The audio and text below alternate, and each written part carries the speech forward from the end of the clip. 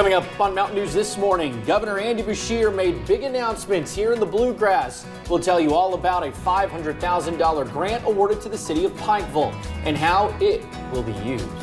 And Pike County was not the only one to benefit from yesterday's visit. We'll show you how new funding in Letcher County is being used. And a surprising development in a Knox County murder case. That's where a man pleaded guilty after maintaining his innocence for more than 1 year. Dedicated to Eastern and Southern Kentucky, this is WYMT Mountain News This Morning.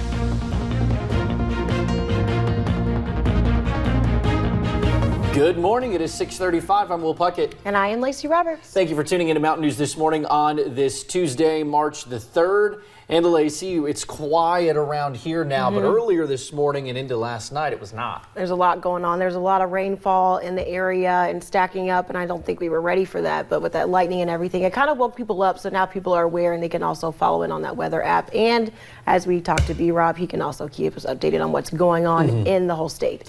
Yeah, you know, Brandon says earlier he was in the Weather Center. Let's bring him in this morning. And Brandon, you say you were chilling over there in the Weather Center, looking at radar when thunder rolled. I want to argue that you might have been having a little shut-eye time. No, I wasn't. Trust me, there was too much to be doing this morning for that. We're still watching the coverage from Channel 5 in Nashville, trying to get updates for you to pass along. We'll give you the latest here in a minute. But no, I was actually putting the forecast together. Got a little bit behind this morning watching some of the coverage from Middle Tennessee, and it shook the desk, it shook the lights in the studio. It was a very loud thunder boomer. So let's take a look and see what we're seeing right now. The thunder and lightning basically gone, but the heavy rain remains across the area. I'm going to zoom in and get you a tighter shot of what we're concerned about, because basically that I-75 and Cumberland Valley corridor going into Campbell and Claiborne counties in East Tennessee soaked this morning, and heavy rain continues to fall. Temperatures in the 50s as you head out the door in most locations, some 40 still in Irvin and back toward Williamsburg this morning. And then across the state, you see down in Nashville, still 58 degrees this morning, and they're still dealing with some rain as well. Day planner, we're going to continue to see our temperatures climb thanks to the winds out of the south, getting up to 62 a little bit later on this afternoon. We'll talk about the extended forecast coming up in just a little bit. Will?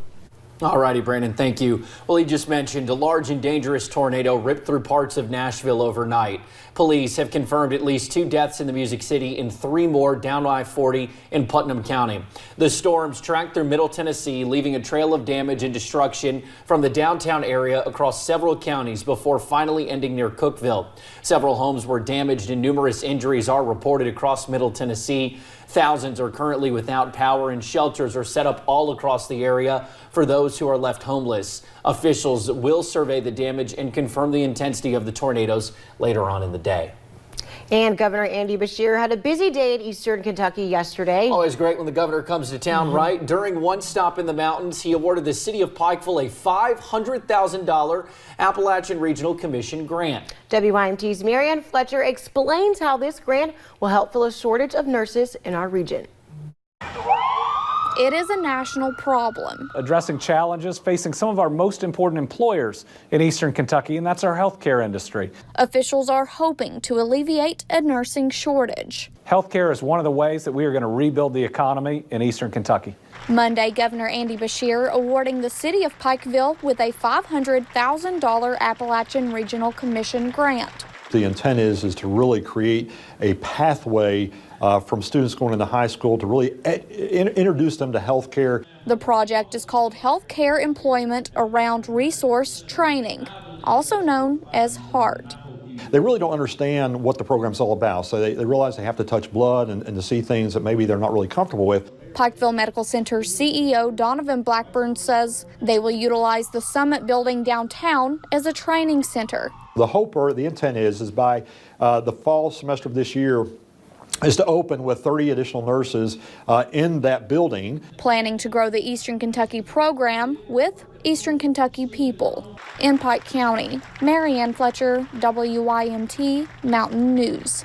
And Pikeville Medical Center is leasing the Summit building out for $1 each year while providing the equipment along with personnel and the training within the hospital.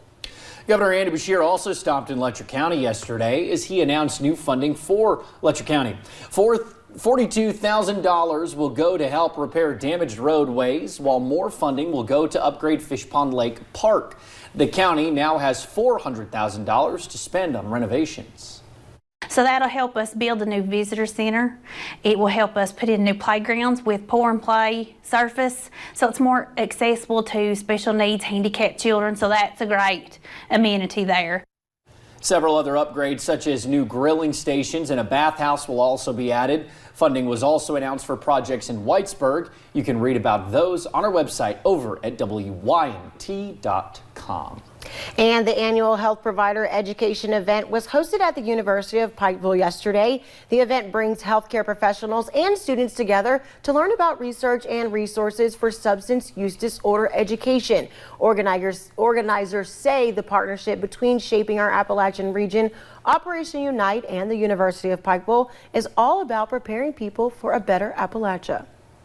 To help these young people who are going into medicine see how they can be part of the solution when they become those providers, and even how they can be part of the solution now as students. Several substance use recovery resources and Narcan training were also provided at the event. Now to Knox County. That's where accused murderer Philip Lee Lewis pleaded guilty in court yesterday. Gary Wayne Medlin was murdered back in January of last year. Lewis's plea comes after months of claiming he was innocent in the deadly robbery of the A&B Quick Stop in Gray. Gary's mom just hopes that Lewis's jail time is a wake-up call, one that he will not take lightly. That's the only thing, if he does, that's good, because I wouldn't want any other family to go through this. Lewis will be back in court on April 3rd for his sentencing. And also in Knox County, a murder trial is set to begin 1 week from today on Tuesday, March 10th. Sidney Smith is accused of shooting Michael Souders in April, then leaving his body at a dump site. Smith is scheduled for one last hearing this Friday. Ahead of the trial, he faces murder, tampering with physical evidence, wanton endangerment, and abuse of a corpse. A Clay County man charged with killing his uncle pleaded not guilty yesterday. Investigators tell us they found 26-year-old David Taylor covered in blood Friday night. They believe he killed Carl Roberts Jr. following an argument. Taylor's preliminary hearing is scheduled for next Monday. His bond is $500,000 cash.